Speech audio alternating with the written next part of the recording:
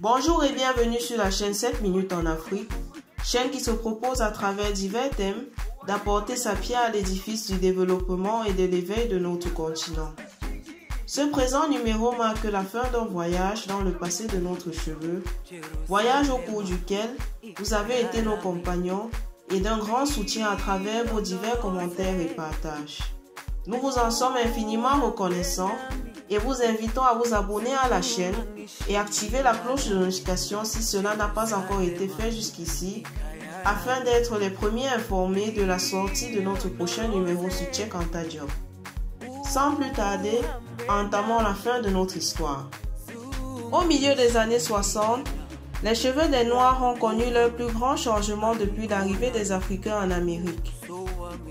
Plus qu'un style, leur chevelure est devenue un moyen d'affirmation. Et à tort ou à raison, Noirs et Blancs en sont venus à croire que la façon dont les Noirs se coiffaient donnait des indications quant à leur appartenance politique. Les cheveux en sont venus à symboliser soit un mouvement continu vers l'intégration dans le système politique américain, soit un cri croissant pour la puissance et le nationalisme noir. S'il est bien vrai qu'une nouvelle façon de définir la beauté peut sembler un principe improbable pour un mouvement révolutionnaire, il n'en demeure pas moins que, pour les Noirs d'Amérique, une nouvelle façon de se regarder était tout aussi révolutionnaire que possible. D'autant plus qu'ils avaient été pendant plus de 300 ans dans un pays qui les avait collectivement dépouillés de leur honneur, leur noirceur, leur appartenance à l'Afrique, ainsi que les attributs physiques y référents. Or, un peuple qui veut affirmer sa fierté et son unité doit être fier de son apparence. C'est dans ce contexte que le premier grand mouvement a été d'adopter le mot même de noir, avec pour slogan « Black is beautiful », car avant le milieu des années 60, le mot noir n'avait que des connotations négatives. En outre, le fait de s'appeler Black et d'en être fier s'est traduit par l'adoption d'un style capillaire venu fièrement d'Afrique, à savoir l'afro.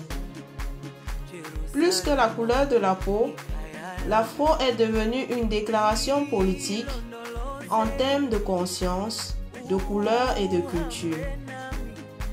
Après des générations d'efforts pour neutraliser les particularités africaines, les gens ont commencé à les célébrer.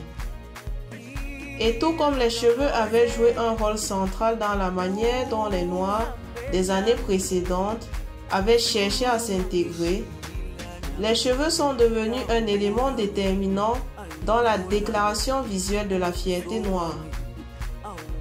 Pour la première fois dans l'histoire des Noirs américains, les jeunes adultes qui n'adoptaient pas de cheveux naturels étaient jugés sévèrement et publiquement par leurs pairs pour leur décision de porter des cheveux raides et soignés. Comme pour de nombreuses révolutions sociales, ce soulèvement esthétique a pris racine sur les campus universitaires. Il a commencé au milieu des années 60 avec des étudiants qui lisaient les ouvrages des penseurs nationalistes du passé, tels que W.E.B. Du Bois et Marcus Garvey, et avec des jeunes hommes et femmes qui suivaient les guerres d'indépendance qui se déroulaient partout en Afrique contre les nations impérialistes européennes.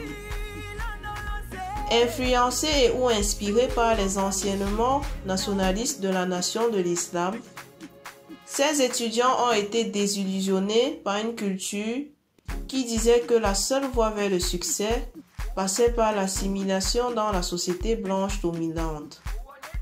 Bientôt, certains de ces jeunes, comme Kathleen Cleaver, Angela Davis du mouvement Black Panthers et Stokely Carmichael, seront les commanditaires du mouvement Black Power. Poing en l'air et arborant leur afro, ceux-ci vont faire l'objet de reportages aux actualités du soir dans le New York Times et vont même finir par figurer sur la liste des personnes les plus recherchées du FBI. Mais ils pourront compter sur le soutien de nombreux artistes tels que Miriam Makeba, Stevie Wonder, Faith Ringgold, Bob Marley et Jackson 5 qui vont utiliser leurs différents médiums pour exporter un idéal de beauté basé sur l'Afrique.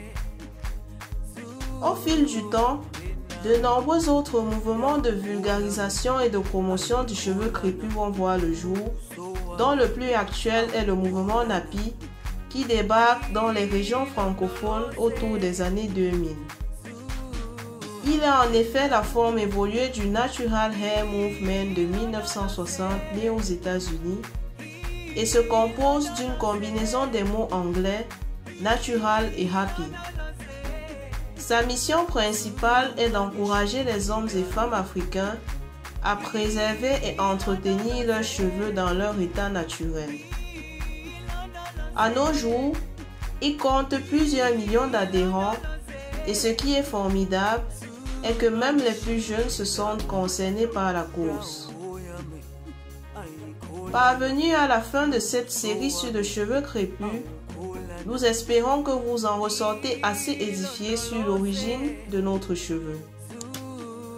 Pour ceux qui voudront creuser ou aller plus en profondeur, vous pourrez trouver satisfaction dans ce livre dont le lien se trouve en bas de description.